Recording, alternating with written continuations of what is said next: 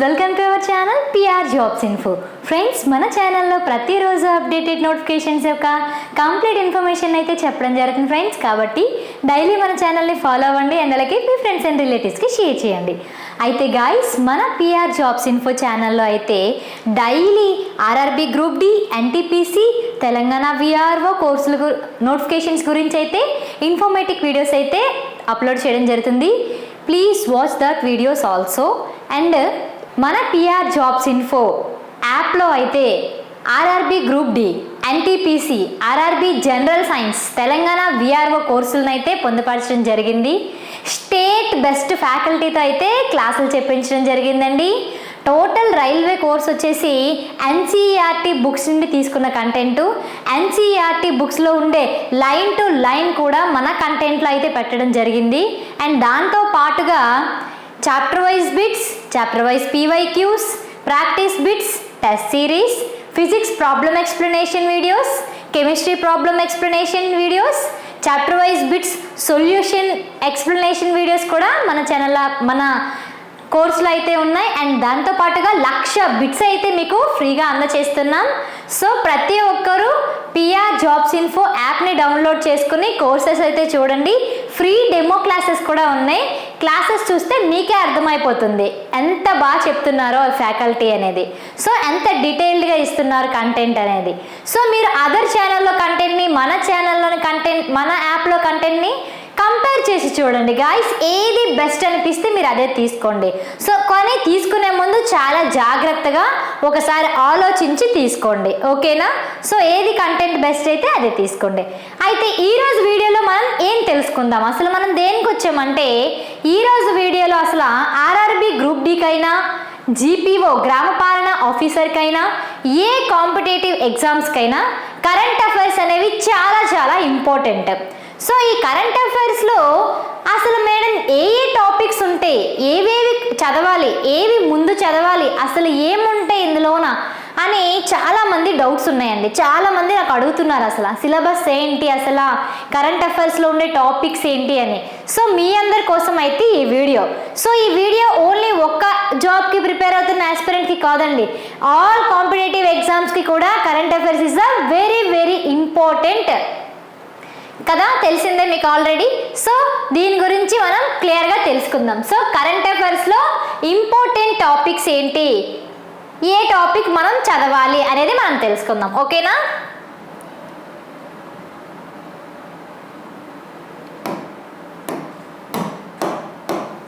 So first of all art and culture, కళలు.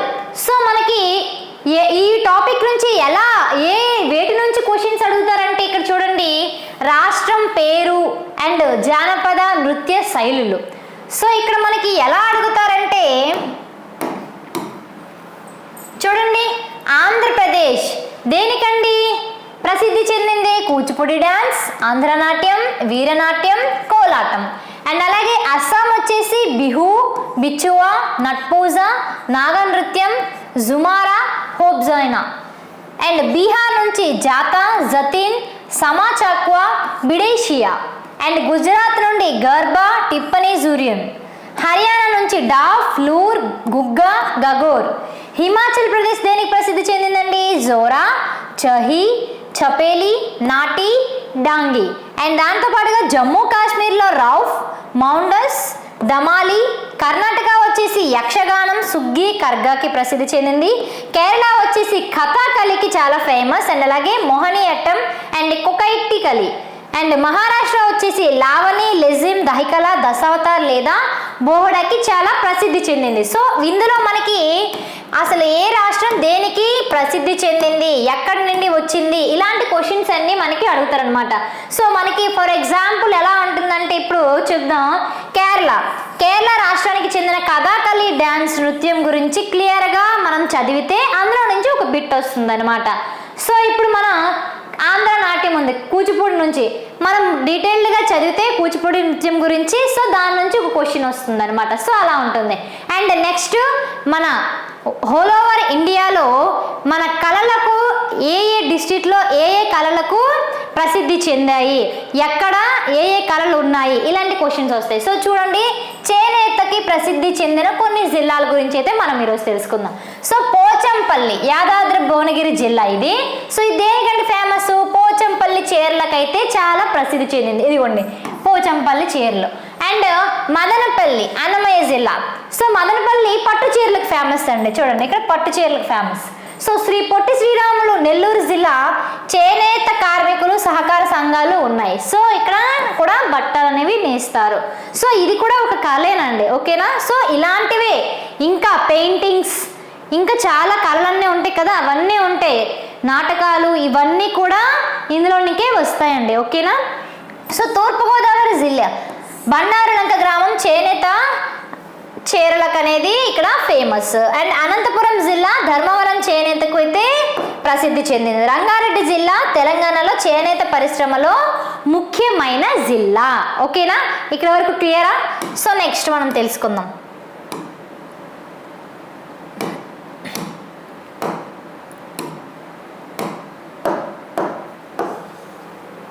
So next appointments and resignations. So ఇందులో ఎలాంటి questions వస్తాయంటే మనకి ఎవరెవరు అంటే ఫేమస్ పర్సన్స్ ఉంటారు కదండి, వాళ్ళ గురించి డీటెయిల్స్ అనేవి అడగడం జరుగుతుంది అనమాట. వాళ్ళు ఏ పోస్ట్లో ఉన్నారు ఇలాంటివన్నీ అడుగుతారనమాట. సో ఇక్కడ చూడండి, నారా చంద్రబాబు నాయుడు గారు సీఎం, ఆంధ్రప్రదేశ్ యొక్క సీఎం. సో ఈయన ఒక ఎమ్మెల్యే కుప్పంకి. అండ్ అలాగే కొనిదెల పవన్ కళ్యాణ్ గారు డిప్యూటీ సీఎం పిఠాపురానికి. అండ్ నారా లోకేష్ గారు మంగళగిరికి, ఈయన విద్యాశాఖ మంత్రి, క్యాబినెట్ మినిస్టర్. సో మంగళగిరికి ఎమ్మెల్యే.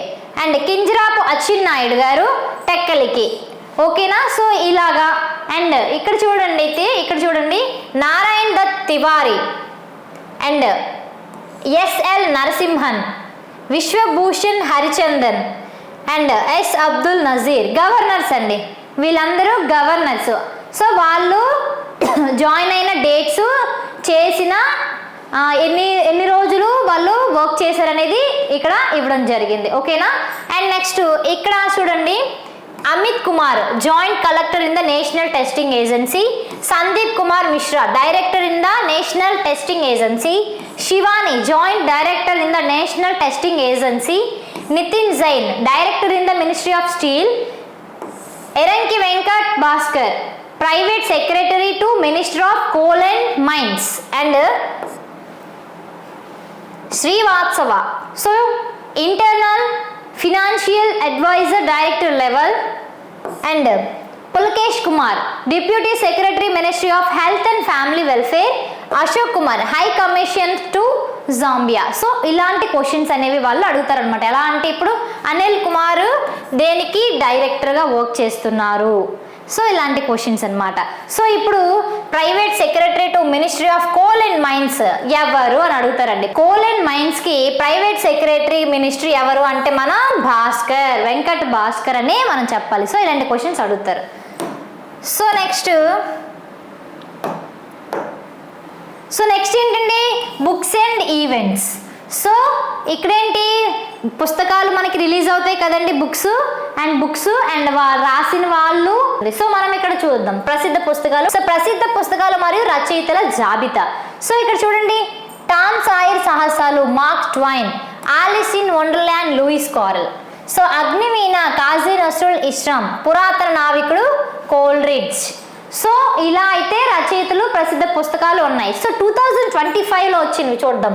భారతదేశం గురించి ఒక చిన్న పుస్తకం, 75 సంవత్సరాల స్వాతంత్ర్య బేడులు, రస్కిన్ బాంద్. అండ్ నిజానికి నేను వారిని కలిశాను, ఒక జ్ఞాపకం. ఎవరు రాశారమ్మా? గుల్జార్. విశ్వంలో ఇంట్లో, Balakrishna Madhur. And Bose the untold story of inconvenient nationalist, Chandrachur Ghosh. And వంట కూడా మీ ప్రాణాలను కాపాడుతుంది, అభిజిత్ బెనర్జీ. అండ్ ప్రజాస్వామ్యం, రాజకీయాలు మరియు పాలన, డాక్టర్ ఏ సూర్యప్రకాష్. నిర్భయ పాలన, Kiran Bedi.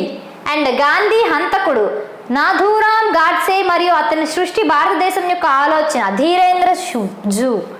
Golden bye, Neeraj Chopra, Navdeep Singh Gill. So ఇక్కడ బుక్ పేరు ఇచ్చి రచయిత గురించైనా అడగచ్చు, రచయిత ఇచ్చి బుక్ పేరైనా అడగడం జరుగుతుంది. ఓకేనా? So next sports. సో మనకి రీసెంట్గా 6 months లేదా 1 yearలో జరిగిన స్పోర్ట్స్ గురించి అడుగుతారండి. ఈ స్పోర్ట్స్లో చాలా క్వశ్చన్స్ ఉంటాయి. ఇప్పుడు అందులో మనం కొన్ని ఎగ్జాంపుల్గా అయితే మనం తీసుకుందాం. So T20 world cup team India అయితే మనకి గెలవడం మీ అందరికీ తెలిసిందే 2024లో. అయితే భారత జట్టు T20 వరల్డ్ కప్ను 2వసారి సొంతం చేసుకుంది. సో ఇక్కడ ఎలా క్వశ్చన్ అడుగుతుందమ్మా అంటే, ఇప్పటికి భారత జట్టు ఎన్ని T20 వరల్డ్ కప్ని గెలుచుకుంది అంటే అప్పుడు మీరేం చెప్పాలి? 2 కప్పులు అయితే మనం గెలుచుకోవడం జరిగింది.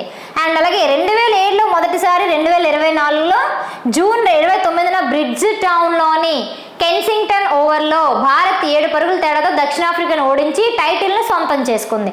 సో ఈ సెంటెన్స్లో అయితే మనం ఎన్ని క్వశ్చన్స్ తీసుకోవచ్చు తెలుసండి. సో మనకి team India T20 world cup first time ఎప్పుడు విన్ అయింది అంటే 2007లో. సో 2007 అని రాసుకోవాలి. అండ్ మళ్ళీ సెకండ్ టైం ఏ డేట్న మనం గెలిచాము అంటే జూన్ 29. ఎక్కడండి గేమ్ అయింది అంటే బ్రిడ్జ్ టౌన్లోని కెన్సింగ్టన్లో. అర్థమైందా? అది ఎవరిని ఓడించి గెలిచారు అంటే దక్షిణాఫ్రికాని ఓడించి మనం టైటిల్ని అయితే సొంతం చేసుకున్నాం. అయితే ఉత్కంఠ భరితమైన ఫైనల్లో భారత్ 20 ఓవర్లలో 7 వికెట్లకు 176 పరుగులు చేసి దక్షిణాఫ్రికాని 20 ఓవర్లో 8 వికెట్లకు 169 పరుగులకు పరిమితం చేసింది.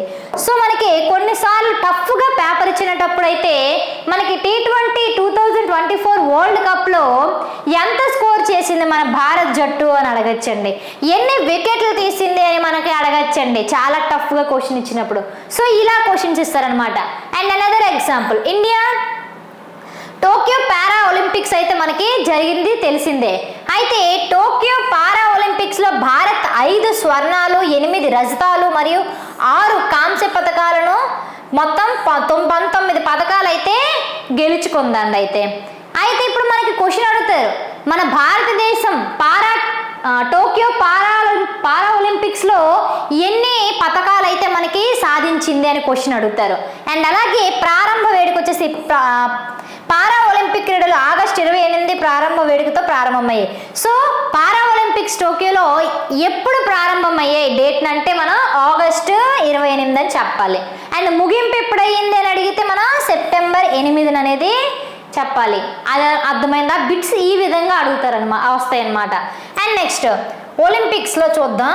సో ఓపెన్ విభాగంలో డి గుకేష్, ఆర్ ప్రజ్ఞానంద్, అర్జున్ 5 ఆటగాళ్లతో కూడిన భారత పురుషుల జట్టు బంగారు పతకాన్ని గెలుచుకోగా, తానియా సచ్దేవ్, ఆర్ వైశాలి, దివ్య దేశ్ముఖులతో కూడిన మహిళల జట్టు కూడా స్వర్ణం సాధించి చరిత్ర సృష్టించింది.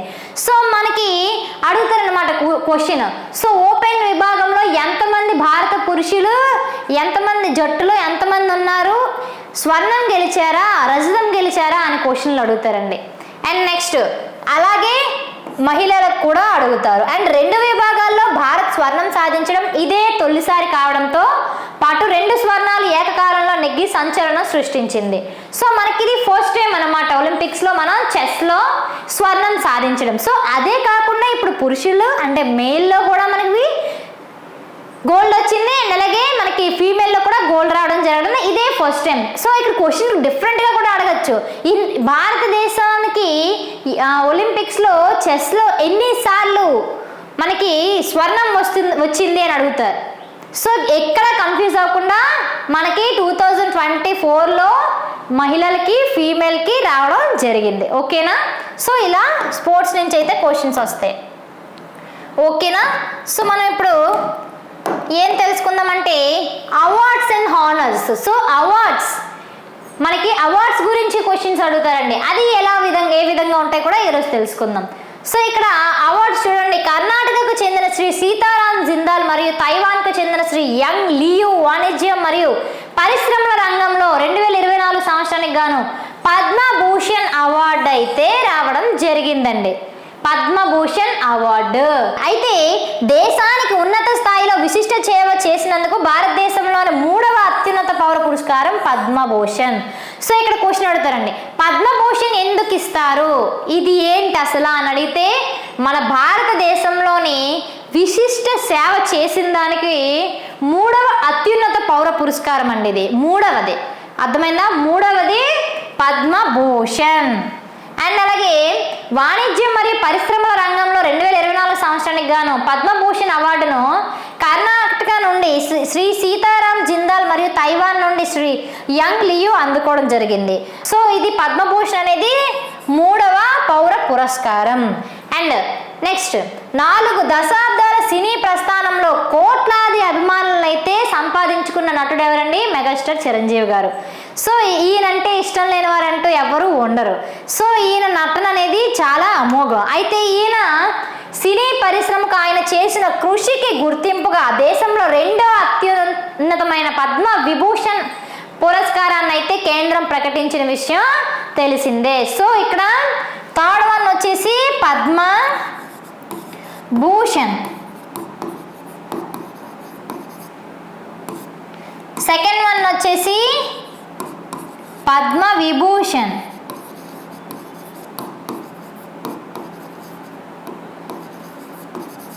ఫస్ట్ వచ్చేసి పద్మశ్రీ. ఓకేనా? సో నెక్స్ట్ 2024లో శ్రీమతి పద్మా సుబ్రహ్మణ్యం గారు పద్మా విభూషణ్ పురస్కారాన్ని అందుకున్నారు. ఈమె అసలు ఏంటి అడుగుతారు అప్పుడు క్వశ్చన్ మనకి ఇలా కూడా అడుగుతారు చూడండి. 2024లో శ్రీమతి పద్మా సుబ్రహ్మణ్యం గారు పద్మ విభూషణ అవార్డును అందుకున్నారు. అయితే ఆవిడ దేనికి, ఏ కళారంగానికి సంబంధించింది, అసలు దేనికి ఆవిడకు పద్మ విభూషణ్ అవార్డు వచ్చిందని క్వశ్చన్ అడుగుతారండి.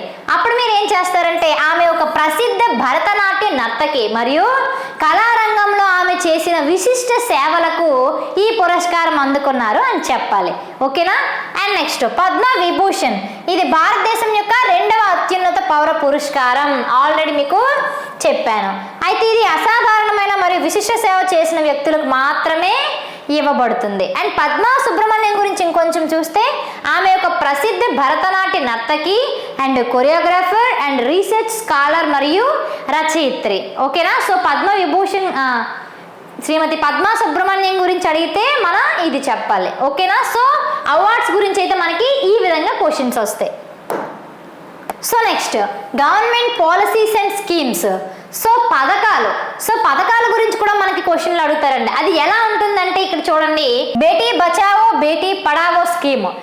సో ఇది తేదీ జనవరి 2015 లాంచ్ చేయడం జరిగిందండి. సో దీని ముఖ్య లక్ష్యం ఏంటంటే ఆడపిల్లల్ని మరియు ఆమె విద్యను ప్రారంభించడం కోసం అండి. ఓకేనా? సో ఈ పథకం దేనికోసం అండి అసలు లాంచ్ చేశారు, మొదలు పెట్టారంటే బాలికల విద్య మరియు భాగస్వామ్యాన్ని నిర్ధారించడానికి అండ్ అమ్మాయి కొనుగోలు హత్యను నివారించడానికి.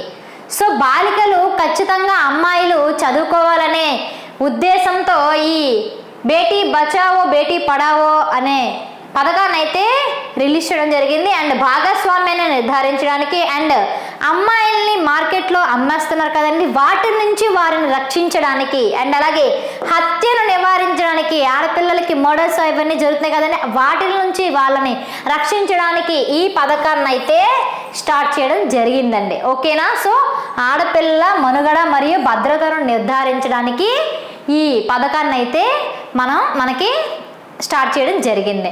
సో ఇలా అడుగుతారు అనమాట, బేటీ బచావో బేటీ పడావో యొక్క ముఖ్య ఉద్దేశం ఏంటి, లేదంటే ఏ తేదీన లాంచ్ అయ్యింది, ఏ రంగం స్టార్ట్ చేసింది అని ఇలాంటి క్వశ్చన్లు అయితే అడగడం జరుగుతుంది. ఓకేనా?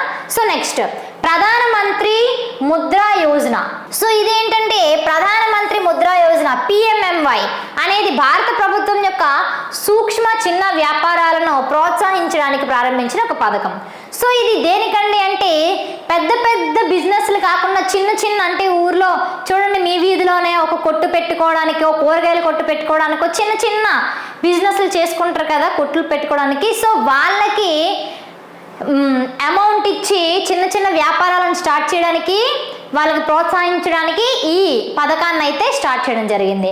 ఇది కార్పొరేట్ కానీ వ్యవసాయేతర చిన్న మరియు సూక్ష్మ సంస్థలకు రుణాలు అందించడానికి సహాయపడుతుంది. ముఖ్యంగా 10 లక్షల వరకు. సో మీరు 10 లక్షల వరకు పెట్టుబడి పెట్టుకోవడానికి ఈ ప్రధానమంత్రి ముద్రా యోజన అనే పథకం మీకు చాలా యూజ్ అవుతుంది. ఈ పథకం 3 కేటగిరీల్లో రుణాలు అందిస్తుంది: శిశు మరియు కిషోర్ మరియు తరుణ్. ఓకేనా? ఇది ఇంకా డీటెయిల్డ్గా ఉంటుంది, కాకపోతే మీకు ఎగ్జాంపుల్గా చెప్పడానికి మాత్రం నేను చెప్తున్నాను. సో ఇది ఇప్పుడు ఇలాగనమాట. సో ప్రధానమంత్రి ముద్ర యోజన యొక్క ముఖ్య లక్ష్యం ఏమిటి అని అడుగుతారు. అండ్ అలాగే ఈ పథకం ఎన్ని కేటగిరీల్లో రుణాలు అనేది ఇస్తుంది అని అంటారు. అండ్ అలాగే ఇది ఎన్ని లక్షల వరకు మనకి పెట్టుబడి ఇస్తుంది, ఇలాంటి క్వశ్చన్లు అడుగుతారు. ఓకేనా? సో నెక్స్ట్ స్టేట్స్ అఫైర్స్ గురించి మనకి క్వశ్చన్స్ ఎలా వస్తాయి అంటే మనం చిన్న ఎగ్జాంపుల్ కింద కొంచెం మ్యాటర్ అనేది మనం చదువుకుందాం. ఓకేనా? సో జాతీయ మహిళా కమిషన్ NCW. So NCW, so national commission women. So 9వ చైర్పర్సన్గా విజయ కిషోర్ రహాట్కర్ నియమితులయ్యారండి. సో మనకి ఇక్కడ ఎలా క్వశ్చన్ అడుగుతారు, NCW 9వ చైర్పర్సన్గా ఎవరు నియమితులయ్యారు అని క్వశ్చన్ అడుగుతారు. అప్పుడు మీరు ఏం చేయాలి, విజయ కిషోర్ అని చెప్పాలన్నమాట.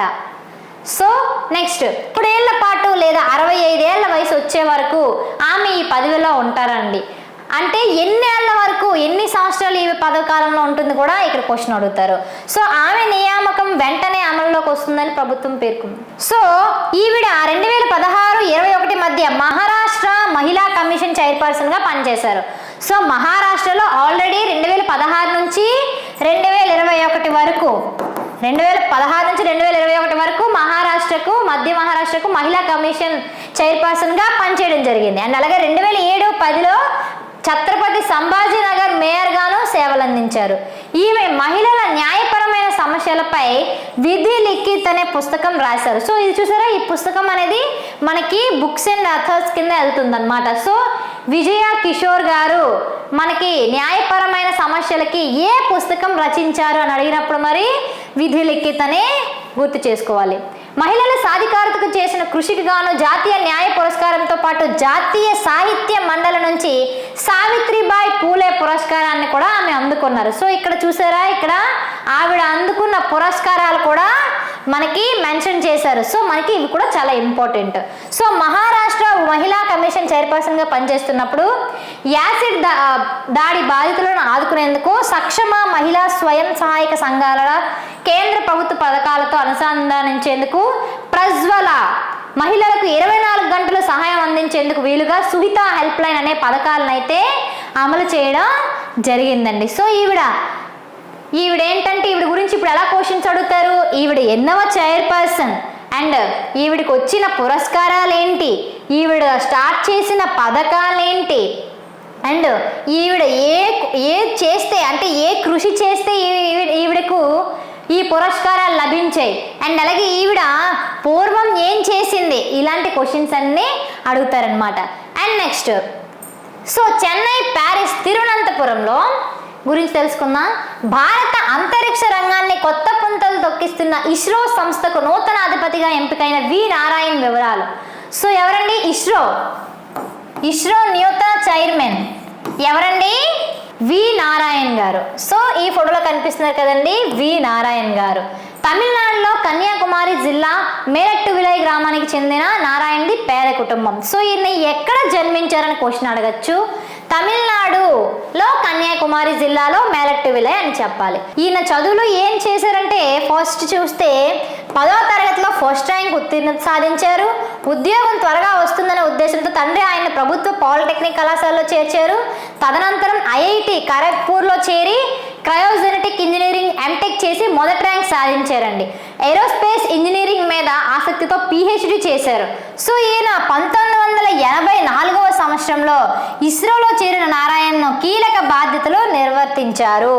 ఈయన భార్య కవితారాజు అండ్ ఇప్పుడు కుమార్తె అనేది దివ్య ఓ అంతర్జాతీయ సంస్థలో పనిచేస్తున్నారు.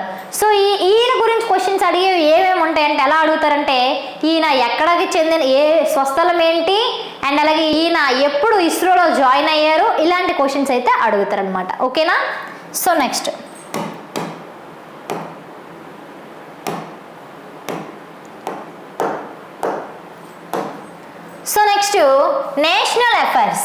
నేషనల్ అఫైర్స్ గురించి కొన్ని విషయాలు మనం తెలుసుకున్నట్లయితే ఇప్పుడు ఈ మధ్య కాలంలో చాలా బాగా పాపులర్ అయిన విషయం ఏంటండి, India's first hydrogen train update. So hydrogen train, so మనకి మన వాతావరణంలో చాలా కాలుష్యం పెరిగిపోతుంది. సో దాన్ని నివారించడానికి అనమాట హైడ్రోజన్ ట్రైన్ మొదలు పెట్టాలని ఆదేశించారు. అయితే దేశంలోనే తొలి హైడ్రోజన్ రైలు జూలై నుంచి హర్యానాలోని, ఎక్కడండి, హర్యానాలోని, ఇది చాలా ఇంపార్టెంట్, జీంద్ జిల్లాలో పరుగులు తీయనుంది.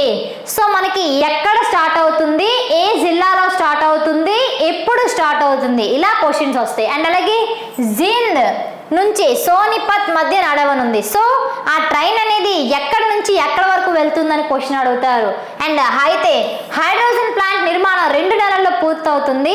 ఉత్తర railway general manager Ashok Varma ఆదివారం హైడ్రోజన్ ప్లాంట్ను పరిశీలించారు. సో హైడ్రోజన్ ట్రైన్ యొక్క పిక్చర్ అయితే ఇలా ఉంటుంది. అయితే ఇందులోన సో మొట్టమొదటి హైడ్రోజన్ రైలు బోగిల తయారీలో ఇంటిగ్రల్ కోచ్ ఫ్యాక్టరీలో జరుగుతున్న సంగతి తెలిసిందే. సో ఈ బోగిల తయారీ ఎక్కడ అవుతుందంటే ఇంటిగ్రల్ కోచ్ ఫ్యాక్టరీ ICFలో జరుగుతుంది.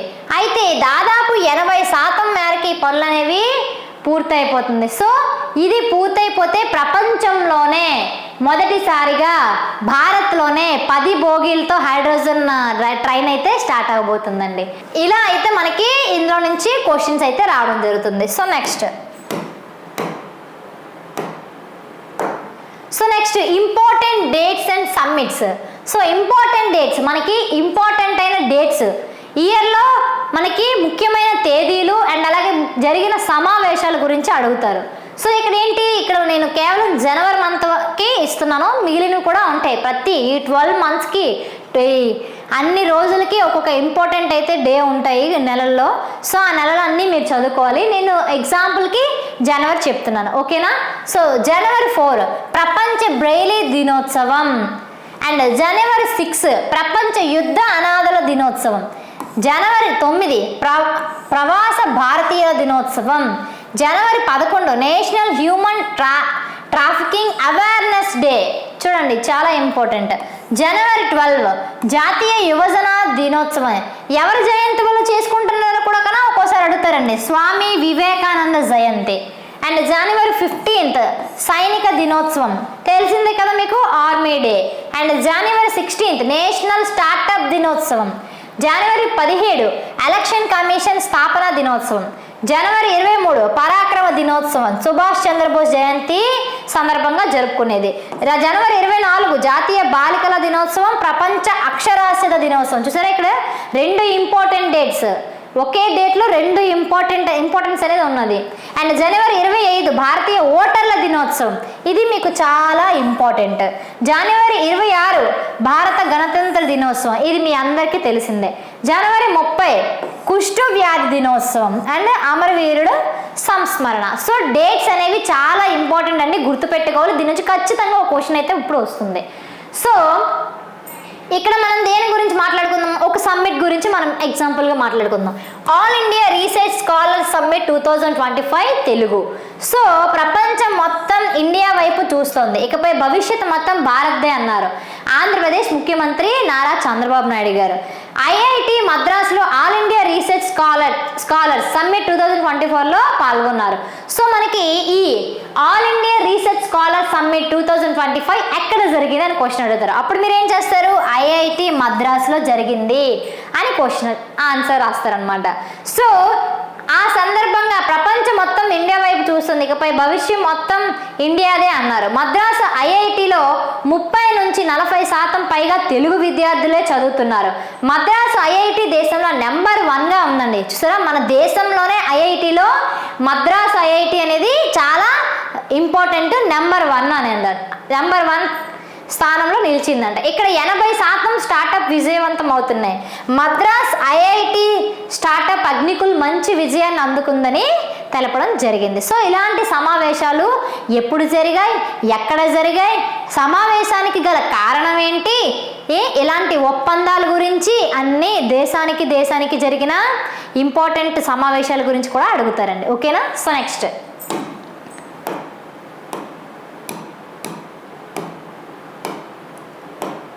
సో ఇక్కడ చూడండి, ఇండెక్స్ అండ్ రిపోర్ట్స్, సూచికలు, నివేదికలు. సో దీని గురించి మనం తెలుసుకున్నట్లయితే చూడండి, గ్లోబల్ టెర్రరిజం ఇండెక్స్ 2025 ఎగ్జాంపుల్ కింద తీసుకుంటే పాకిస్తాన్కు మరోసారి తనకు టెర్రరిజంలో తిరుగులేదని నిరూపించుకుంది. గ్లోబల్ టెర్రరిజం ఇండెక్స్ GTI 2025లో ప్రపంచంలో 2వ స్థానంలో నిలిచిందండి పాకిస్తాన్ అనేది టెర్రరిజంలో. అయితే మొదటి స్థానంలో ఆఫ్రికా దేశం బుర్కినా ఫాసో ఉండగా 3వ స్థానంలో సిరియా ఉంది. పాక్లో నిషేధిత ఉగ్రవాద సంస్థ తెహ్రీక్ ఈ తాలిబాన్ పాకిస్తాన్ అత్యంత వేగంగా అభివృద్ధి చెందుతున్న సంస్థగా అవతరించింది. ఉగ్రవాద దాడుల్లో భారీ పెరుగుదల, పౌరుల మరణాల సంఖ్య పెరగడం వల్ల పాక్ 2వ స్థానానికి చేరుకుందనమాట. ఎందుకు చేరుకుందని కూడా అడగచ్చు. సో ఇక్కడ ఫస్ట్ ప్లేస్ వచ్చేసి Burkina Faso, second place Pakistan, third Syria, fourth Mali, fifth Niger, 6 Nigeria, 7 Somalia, 8 Israel, 9 Afghanistan, 10 Cameroon. So ఇలా ఉంది. సో ఇక్కడ ఇంకోటి చూసుకుంటే వరల్డ్ హ్యాపీనెస్ 2024 రిపోర్ట్. సో ఇక్కడ వరల్డ్ హ్యాపీనెస్ రిపోర్ట్ గురించి తెలుసుకున్నట్లయితే ఈ జాబితాలో ఫిన్లాండ్ వరుసగా 7వ సంవత్సరం ప్రపంచంలో అత్యంత సంతోషకరమైన దేశంగా ఎంపికైంది. అయితే ఈ ఇండెక్స్లో గతేడాది మాదిరిగానే భారత్ 126వ స్థానంలో నిలిచిందంటండి. చూసారా, మన భారతదేశం 126వ స్థానంలో ఉంది వరల్డ్ హ్యాపీనెస్ రిపోర్ట్లో. అయితే UN ప్రయోజిత వార్షిక నివేదిక ప్రకారం 146 దేశాల్లో ఇండియా 126వ స్థానంలో ఉందంటే మనం సంతోష జాబితాలో చాలా వెనుకబడి ఉన్నామని స్పష్టంగా తెలుస్తుంది. ఈ వరల్డ్ హ్యాపీనెస్ రిపోర్ట్లో ఆఫ్ఘనిస్తాన్ మరోసారి అట్టడుగు స్థానంలో నిలవడం జరిగింది. చూసారా, ఓకేనా. సో ఇవన్నీ కూడా ఇంపార్టెంటే. సో ఇక్కడ వరల్డ్ హ్యాపీనెస్ నివేదికల టాప్ 10 చూస్తే first Finland, second Denmark, third Iceland, 4 Sweden, 5th Israel, 6th Netherland, 7 Norway, 8 Luxembourg, option 9 Switzerland, 10 Australia. Okay guys. So ఈ విధంగా క్వశ్చన్స్ వస్తాయి. So next so famous personalities, so ప్రముఖ వ్యక్తుల గురించి మనం కూడా తెలుసుకోవాలి ఇందులోనే. సో ఇక్కడ చూడండి, ఇక్కడ ఫీల్డ్ వచ్చేసి హిస్టరీ, రూలర్స్లో మనకి బాగా ఫేమస్ ఎవరెవరు ఉన్నారు అంటే చాలా ఉన్నారు. నేను నార్మల్గా మీకు ఎగ్జాంపుల్ చెప్పడానికి చెప్తున్నాను. గౌతమి పుత్ర శాతకర్ణి. సో ఈయన అచీవ్మెంట్స్ ఏంటమ్మా, Andhra Pradesh renowned ruler of Andhra Pradesh of the Satavahana dynasty. And Andhra Ikshvaku, so ruler after the Satavahana dynasty. So వాళ్ళ తర్వాత వాళ్ళు వచ్చారు. And Narasimhavarman 1 and Mahendravarman 1 influential rulers of the Pallava dynasty. ఓకేనా. సో వీళ్ళు ఇంపార్టెంట్. తర్వాత మనకి freedom fighters. So freedom fighters చూసుకున్నట్లయితే అల్లూరి సీతారామరాజు గారు lead the Rampa rebellion against British rule. So Potti Sriramulu fought for the formation of Andhra Pradesh రివర్డ్ as Amar G V. So మన ఆంధ్ర రాష్ట్ర అవతరణకి ఎంతో కృషి చేసిన వారు Potti Sriramulu garu. Tanguturi Prakasam Pantulu first chief minister of Andhra Pradesh known as Andhra Kesari. And next Pingali Venkayya designed the Indian national flag. So మన Indian జాతీయ పతాకాన్ని design చేసింది Pingali Venkayya garu. And Muthyala Raja constructed the Nagarjuna Sagar dam. So ఒక్కొక్క పనిలో ఒక్కొక్కరు ప్రముఖులు అనమాట. సో ఎందులో ఎవరు ప్రముఖులు, వాళ్ళు ఏం చేశారు అనేది కూడా మనకి క్వశ్చన్లు అడుగుతారు. And next female icons. So ఫీమేల్లో కూడా ఉంటారు కదండి, Rani Rudramadevi, one of the few women rulers in the India ruled the Kakatiya dynasty. So Kakatiya డైనస్టీని పరిపాలించిన మహారాణి. Sarojini Naidu poet and freedom fighter known as nightingale of India. So ఒక పోయట్ అండ్ అలాగే మన స్వాతంత్ర సమర యోధురాలు, even the nightingale of India అని కూడా పిలవడం జరుగుతుంది. సో ఇవి కూడా చాలా చాలా చాలా ఇంపార్టెంట్ అండి. సరోజినీ నాయుడుని దాని నైటింగేల్ ఆఫ్ ఇండియా అని పిలవడం జరుగుతుంది. అండ్ అలాగే చూడండి ఇక్కడ టంగుటూరు ప్రకాశం పంతులు గారినేమో ఆంధ్రకేశరి అని పిలుస్తారు, బిరుదులు చాలా ఇంపార్టెంట్. అండ్ పొట్టి శ్రీరాములు గారినేమో అమరజీవి అని పిలవడం కూడా జరుగుతుంది, ఇవి చాలా important. And Sushmita Sen Miss Universe 1994 actress. So Miss Universe అనే 1994లో ఎవరు? సుస్మితా సేన్. అండ్ పివి సింధు ఎవరు? World renowned badminton player, Olympic medalist. So PV Sindhu గారు కూడా మనకి చాలా ప్రముఖమైన వ్యక్తులు. సో వీళ్ళందరి గురించి మనం తెలుసుకోవాలి. And next modern personalities. NT Rama Rao garu actor turned politician, former chief minister of Andhra Pradesh. So మనకి ఒక యాక్టర్, ఒక రాజకీయవేత్త అండ్ అలాగే chief minister of Andhra Pradesh also. And next SP Balasubrahmanyam. So legendary playback singer and music director, ఒక అద్భుతమైన సింగర్ అండ్ అలాగే music director సంగీతంలో. And అలాగే YV Reddy former governor of the reserve bank of India. ఓకేనా, రిజర్వ్ బ్యాంక్కి గవర్నర్. సో ఇవి కూడా మనం ఇలాంటివి చాలా విషయాలు తెలుసుకోవాల్సిన అవసరం చాలా ఉంది. ఇవన్నీ ఇంపార్టెంటే, మీకు ఎగ్జాంపుల్ చెప్తున్నాను. సో నెక్స్ట్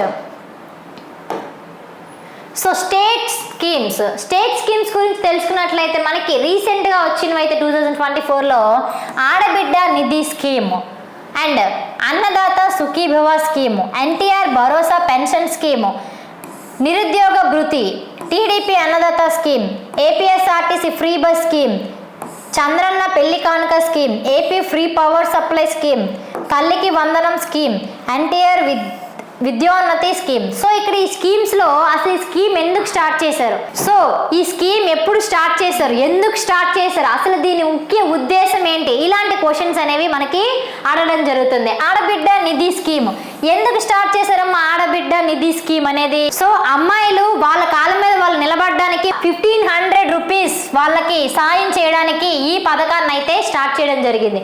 అలాగే అన్నదాత సుఖీభవ, సో రైతులకు వాళ్ళకి పెట్టుబడికి కావాల్సిన అమౌంట్ ని NTR Bharosa pension scheme. So pension scheme అంటే ముసలి అవ్వలకు వాళ్ళు పని చేసుకున్నారు కాబట్టి వాళ్ళకైతే పెన్షన్ ఇవ్వడానికి ఇది స్కీమ్. సో నిరుద్యోగ వృత్తి, ఉద్యోగం లేని వాళ్ళకు వాళ్ళు అప్లికేషన్ పెట్టుకోవడానికైనా ఒక ఊరి నుంచి వేరే ఊరికి వెళ్ళడానికైనా వాళ్ళకి అంటూ కొంత అమౌంట్ ఉండాలని నిరుద్యోగ వృత్తి ఉన్నది. అండ్ అలాగే TDP Annadata scheme, APSRTC free bus, మహిళలు వృద్ధులు అందరూ ఫ్రీగా బస్సు మీద తిరగడానికి. అండ్ చంద్రాన్ని పెళ్లి కానుక, పెళ్లి చేయడానికి ఇబ్బంది పడే తల్లిదండ్రులకు ఉపయోగపడుతుంది. ఫ్రీ పవర్ సప్లై స్కీమ్ అనేది రైతులకు పంట పండించేందుకు ఫ్రీగా కరెంట్ అనేది చాలా అవసరం అవుతుంది వాళ్ళ కోసం. తల్లికి వందనం, సో స్కూల్కి పంపించే పేరెంట్స్కి చదివించడానికి అయ్యే ఖర్చుకి ఇది చాలా సహాయపడుతుంది. అండ్ వైద్యోన్నతి, సో మనకి హాస్పిటల్కి అయ్యే ఖర్చుకి ఈ స్కీమ్ అనేది మనకి సహాయపడుతుంది. సో ఈ విధంగా స్కీమ్స్ అయితే ఉంటాయి. సో ఈ స్కీమ్స్లో చాలా డెప్త్గా క్వశ్చన్స్ కూడా అడుగుతారండి. ఓకేనా? So thank you guys. ఈ వీడియో కనుక మీకు నచ్చినట్లయితే please like and share. And ఇలాంటి వీడియోలు కావాలనుకుంటే వెంటనే పిఆర్ జాబ్స్ ఇన్ఫో ఛానల్ని సబ్స్క్రైబ్ చేసుకోండి. అయితే ఇప్పటివరకు మీకు అర్థమైంది కదా కరెంట్ అఫైర్స్లో అసలు ఏ టాపిక్స్ ఉంటాయి, ఆ ఏ టాపిక్స్లో ఉండేవి ఏంటి, ఎలా చదువుకోవాలి అనేవి మీకు ఇప్పటివరకు మీకు క్లియర్గా అర్థమైందని నేను అనుకుంటున్నాను. సో మీకు ఇంకా ఏమైనా డౌట్స్ ఉంటే నాకు కామెంట్ బాక్స్లో కామెంట్ చేయండి, లేదంటే వాట్సాప్ లింక్ ఉంది డిస్క్రిప్షన్లో, అందులోనైనా మెసేజ్ చేయండి, లేదంటే డైరెక్ట్ కాంటాక్ట్ నెంబర్ కూడా ఇక్కడ మన డైరెక్ట్ కాంటాక్ట్ నెంబర్ కూడా ఇవ్వడం జరిగింది. సో ఆ నెంబర్కి అయితే కాల్ చేయండి. నేను 24/7 మీకు అందుబాటులోనే ఉంటాను, మీ డౌట్స్ అనేది క్లియర్ చేస్తాను. అండ్ ఈ కరెంట్ అఫైర్స్ కోసం ముఖ్యంగా చెప్పాల్సింది ఏంటంటే మన యాప్లో కేవలం 49 రూపీస్కే కరెంట్ అఫైర్స్ 6 months అండి, 6 months current affair videos and అలాగే పీడిఎఫ్స్ ఓన్లీ 49 రూపీస్కే మీకు అందచేయడం జరుగుతుంది. అండ్ దీంతో పాటుగా మనకి ఆర్ఆర్బి గ్రూప్ డి 1000 రూపీస్ది కేవలం 750 రూపీస్కే ఇస్తున్నామండి గ్రూప్ డి. అండ్ అలాగే ఎన్టీపీసీ అండ్ అలాగే ఆర్ఆర్బి జనరల్ సైన్స్ మీకు కేవలం 500 రూపీస్కి ఇస్తున్నామండి. RRB general science and Telangana VR అదే జీపీఓ గ్రామ పాలన ఆఫీసర్ 1500 రూపీస్ మీకు కేవలం 1000 రూపీస్కే మీకు అందించడం జరుగుతుంది. చాలా క్వాలిటీ క్లాసెస్ అండి. మీరు అమౌంట్ గురించి మీకు ఇప్పటికీ మేము చాలా అంటే చాలా ఆఫర్లో ఇస్తున్నాను. చాలా బాగుంటుంది కోర్సు. ఒకసారి మీకే చూస్తే మీకే అర్థమైపోతుందండి. ఎవరైనా సరే ఒక కోర్సు ఉందని మీకు చెప్పడం వరకే, అందులో చూస్తారు కదా మీరు కోర్స్ ఎలా ఉంది. క్లాసెస్ డెమో క్లాసెస్ కూడా మీకు పెట్టాం. సో డెమో క్లాసెస్ పెట్టడం వల్ల మీకు క్లాసెస్ ఎలా ఉంటాయి అనేది కూడా మీకు అర్థమైపోతుంది. కాబట్టి మీరు ఎక్కడైనా చదవండి, ఏదైనా కోర్స్ తీసుకోండి, కానీ ది బెస్ట్ కోర్సే తీసుకోండి. ఎందుకంటే 2025 సంవత్సరంలో ఖచ్చితంగా నువ్వు జాబ్ కొట్టాలి, సాధించాలి, ఇదే ఎలాగైనా నేను సాధించాలి అని మీరు ఖచ్చితంగా ఉన్నారనుకుంటే ఎక్కడ మీరు ఛానల్లో తీసుకున్నా సరే బెస్ట్ కోర్స్ అనేది తీసుకోండి. అండ్ అలాగే మరి ఆన్లైన్ కోచింగ్ బెస్టా, నార్మల్ బయట ఆఫ్లైన్ కోచింగ్ బెస్ట్ అంటే డెఫినెట్గా ఆన్లైన్ కోచింగ్ ఇస్ బెస్ట్ అండి. నా దగ్గరే కాదు ఇంకెక్కడైనా సరే, ఎందుకంటే మీకు కంటెంట్ అనేది పూర్తవుతుంది. సో అక్కడైతే మీరు ఫినిష్ చేయలేరు, టైం అనేది వేస్ట్ అవుతుంది. సో ఆన్లైన్ క్లాసెస్ ఉండడం వల్ల మీరు ఏ టైంలోనైనా చదువుకోవచ్చు, డౌట్స్ అడగచ్చు, టెస్ట్లు ఎక్కువగా రాయొచ్చు, మీరు ఎక్కువ ఫోకస్ కూడా పెట్టుకోవచ్చండి. ఓకేనా? సో ఎక్కడైనా సరే బెస్ట్ కోర్సే తీసుకోండి, సరేనా? మన దాంట్లో అయితే యాప్లో ఏమైనా డౌట్స్ ఉంటే నాకైతే నంబర్కి కాల్ చేయండి, నేను ఖచ్చితంగా మీకు హెల్ప్ చేస్తాను. ఓకేనా? Thank you guys.